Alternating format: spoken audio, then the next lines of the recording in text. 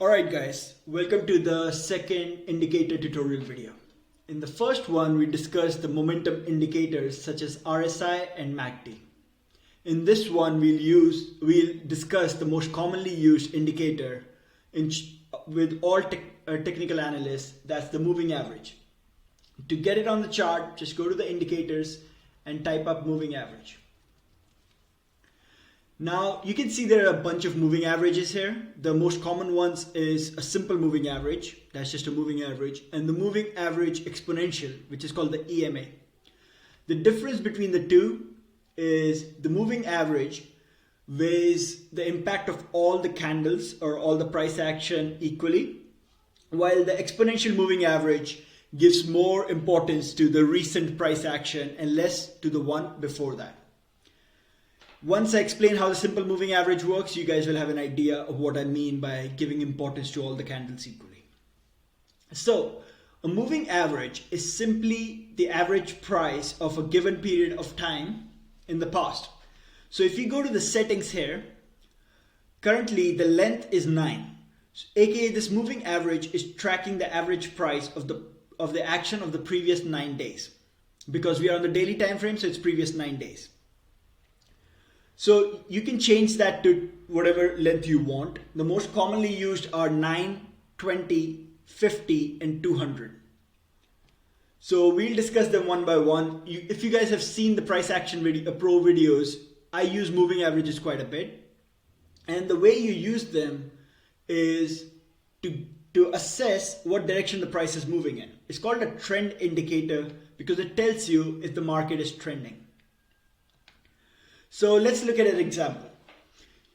Here you have a constantly rising 9MA, and as long as this 9MA keeps rising and the price is above this, you have to assume that the price is in an uptrend. That's what it is used. It's a filter. So if the price is above the 9MA, it means price has short-term bullish momentum. If the price, once it drops below the 9MA, that means that momentum is lost. And once the 9MA starts to drop after flattening out, it means now price has negative momentum, right? So it's a negative trend. That's why it's called a trend indicator, because it keeps you in the trend as long as the trend is going. And then once the trend is over, it gets you out of it. So let's add a couple more. Let's see the common ones that people use. So I said 9, 20, 50 and 200. I will add 50 for now. All right, let's go.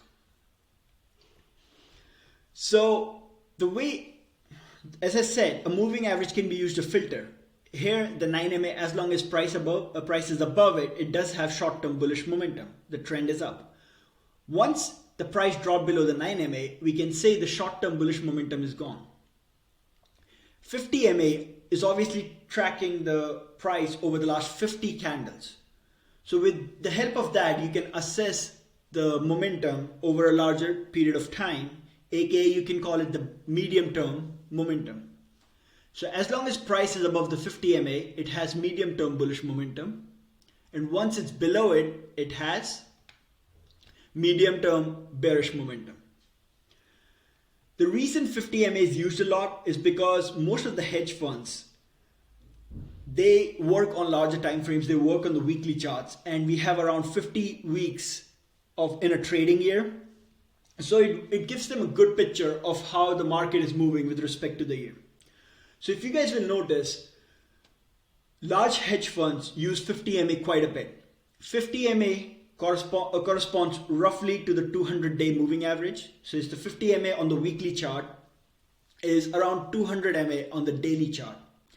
And if you guys have read any financial news or listened to any technical analyst, you will hear them speak about the 200MA on the daily charts quite a bit. It's a very important line, and that's how they assess the market, if the market is bullish or bearish. So you can see here, as long as Apple was over the 50MA for the longest time, it just kept going up. While 50MA was flattening here and Apple was moving to the side, you can say it's just chopping. So the big boys, the hedge funds, they make decisions using the 50 MA. And this is another reason why you will see moving averages on the charts all around. One thing you can say is when price is quite extended from the moving averages, let's say 9 MA or 50 MA, you should expect some pullback. So in this case, for example, you have price kept going in a straight line up above this 9 MA, became quite extended from the 50 MA, and then we saw some form of pullback. And the same way here, you have price having short-term bullish momentum for a long time. Once it stalled and then price broke down, it pulled back to the 50 MA. So you will see over the long term, 50 MA ends up being a magnet for price to return to.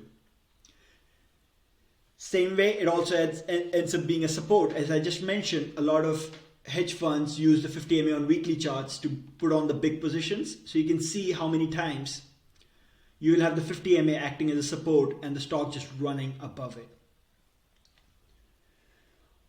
That's about it. There's not much more to mention about the moving averages. It simply gives you an idea of where price is going. What else can we say? What else can we discuss? Yes, this is one thing, and you guys might not realize it because it doesn't happen too often. But we discussed the importance of the 200 MA on the daily charts and how most technical analysts use it quite a bit. The 200 MA on the weekly charts is where the big boys decide if the bear market is going to get severe or not. The 200 MA on the weekly charts, below that, nothing good happens. The big crashes like the ones we saw in 2008, the ones we saw in the tech bubble, all those happen. The major sell-offs happen below the 200-week moving average. So let's say you are a long-term investor with a large horizon, let's say 10 years or something. Once price, and even if you hold the short-term variations, once price starts closing below the 200-week moving averages on the major indices, you should have nothing in your portfolio. Like that's it. That's where the majority of the pain in a bear market comes. So that's just something I wanted to mention. It's quite important. And a lot of big traders have mentioned how the real pain of a bear market begins below a 200-week moving average. Alright guys, that's about it for moving averages. There's not much more to discuss. Obviously, you will hear a lot of things that people come up with in order for their own system. But just keeping it simple, keeping the knowledge there, mentioning the most common ones, and then just play around with the different settings and see which one aligns with your strategy in order to keep you in a trend when it's moving in your favor and get you out of it when it's not. If you have any questions, ask them in the chat and I will be happy to respond.